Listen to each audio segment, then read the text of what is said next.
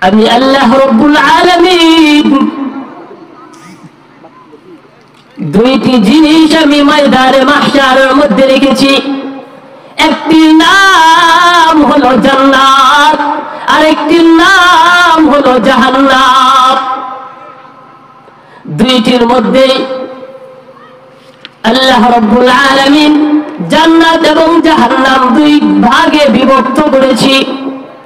আল্লাহ রব্বুল আলামিন বলেন, আমার যে উম্মতগুলো জান্নাতের মধ্যে চলে যাইবে, আমি সেই জান্নাতি মানুষদেরকে ডাক দিয়ে বলবো, ও জান্নাতীরা রে, আমি তোমাদেরকে এই 10 দুনিয়া পরিমাণ গোটা জান্নাতটা তোমাদের জন্য লিখে দিলাম, বড় বড় তালিকা দিলাম, সমস্ত প্রকার নাজ নিয়ামত দিলাম। এরপরেও তোমাদের কি কোনো কিছু চাওয়া পাওয়ার বাকি আছে? আল্লাহ রব্বুল আলামিন যখন জান্নাতি মানুষদেরকে এই আরজু পেশ করবেন, জান্নাতি মানুষগুলো ডাক দিয়ে বলবেন, ওগো আল্লাহ, ওগো মালিক, দুনিয়ার মধ্যে শীতের রাতে ঠান্ডা পানি দিয়ে ওযু কইরা তাহাজ্জুদের নামাজ আদায় করেছি, তোমার কাছে চোখের অশ্রু ঝরাইছি, এই জান্নাতের নাজ নিয়ামত পাবার জন্য নয়, এই জান্নাতের বড় বড় অট্টালিকা পাবার জন্য নয়।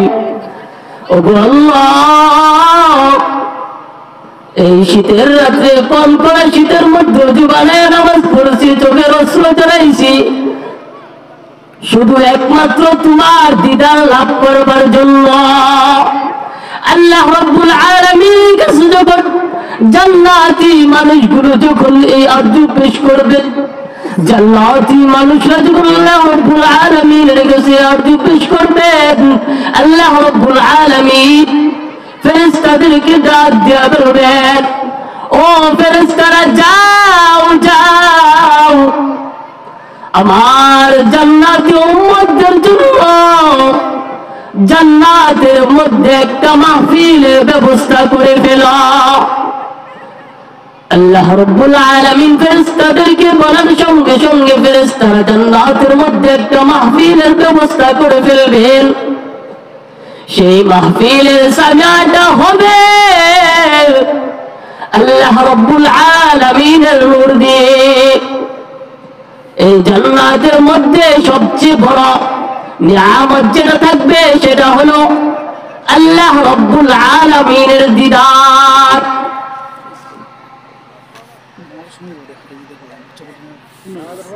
আল্লাহ রাব্বুল আলামিনের দিদার, আল্লাহ রাব্বুল আলামিনের দিদার যে কত মজা,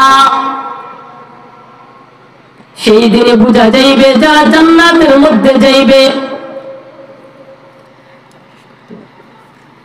সেই জান্নাতে যেতে হলে